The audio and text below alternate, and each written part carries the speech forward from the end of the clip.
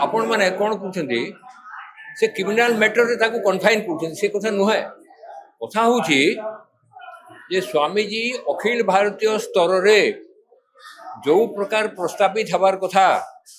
से प्रकार प्रस्तावित आज हो पारि नाहंती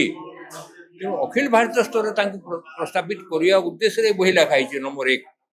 द्वितीय कथा है बहीर दुईटा विशेषत्व अच्छे गोटे हूँ जे स्वामीजी को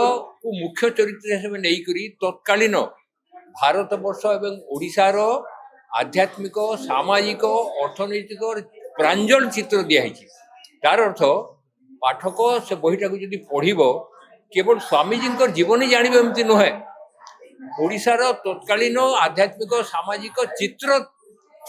पुंखानुपुंख भाव जानवे यहाँ प्रथम विशेषत्व। द्वितीय विशेषत्व है जे स्वामीजी को जो व्यक्तित्व जमती 12टा अध्याय कृतित्व कृति उपर अच्छी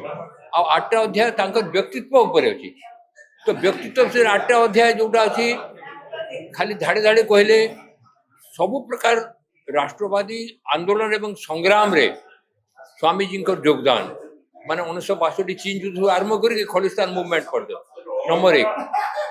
तापरे धर्म को आधारित करी मंदिर को आधारित करी जहाँ सब संस्कार होती स्वामीजी विरूपाक्ष मंदिर आरंभ कले तो मंदिर आधारित संस्कार चोल साम्राज्य आरंभ कर आज पर्यटन पूरा दिखाई बलिदान रो कहानी समग्र भारत वर्ष बलिदान रो कहानी धर्म पाई तार पूरा चित्र दिखाई जो थे स्वामीजी भी देइछंती ए प्रकार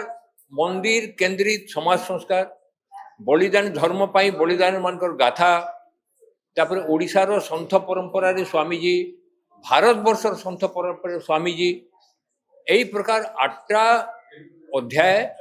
केवल स्वामीजी व्यक्तित्व उपर अच्छी आ 12टा अध्याय स्वामीजी कृति उपर अच्छी तेणु पुणी थे कहूँ बहिर विशेषत्व हूँ पाठक जदि पढ़ तेरे स्वामीजी केवल जीवन ही जानव नहीं तत्कालीन भारत वर्ष एवं ओडिशार आध्यात्मिक सामाजिक सांस्कृतिक चित्र संपूर्ण पाइब सब व्यक्ति विषय सब घटना विषय यहाँ हूँ बहिर्विशेषत्व।